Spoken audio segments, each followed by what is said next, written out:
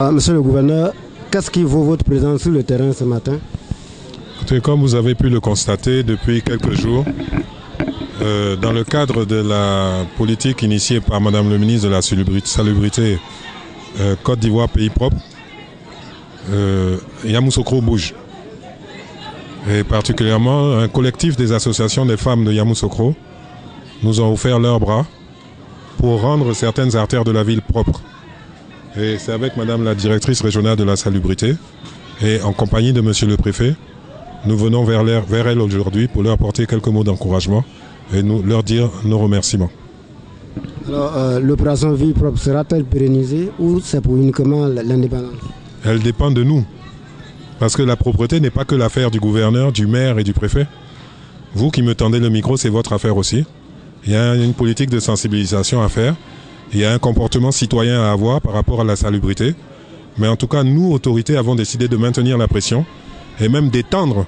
Nous n'allons pas seulement nous contenter de balayer, mais nous allons mettre en place aussi des politiques contre les divagations des animaux, contre beaucoup de choses. Vous verrez vous-même, même les nuisances sonores. Les lois existent, on ne les applique pas. Nous avons décidé de les faire appliquer. Alors, y aura-t-il des brigades de surveillance? D'abord, la sensibilisation. Nous allons sensibiliser, nous allons avertir les gens, nous allons les prévenir et observer pendant un certain temps. Puis ensuite, si ça se passe bien, tant mieux. Si ça ne se passe pas bien, il faudra imaginer d'autres systèmes coercitifs comme des brigades de répression, des brigades de surveillance, des impôts, des taxes, des amendes. Tout faire pour que Yamoussoukro devienne une ville propre. Puis ce matin, l'entreprise qui a peint les trottoirs d'Abidjan est à Yamoussoukro et à pied d'œuvre. En collaboration avec le service technique de la mairie, nous avons déterminé certains axes routiers qui vont être totalement remis à neuf. Ils sont à pied d'œuvre depuis ce matin. C'est ce que je voudrais annoncer aussi de la part du district. Nous allons complètement repeindre toute la grande avenue qui traverse Yamoussoukro. Nous allons repeindre le boulevard Mami Adjoa.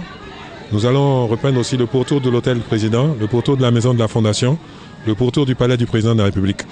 Et nous allons mettre tout ça propre, et si possible dans un délai de 48 heures, et un peu plus longtemps s'il le faut. La lumière reste encore éteinte partout. On dit que Paris ne s'est pas fait en un jour. Je comprends votre impatience, mais nous y pensons aussi. Ça vient. Vous allez voir très bientôt que la plupart des rues de Yamoussoukro seront de nouveau éclairées.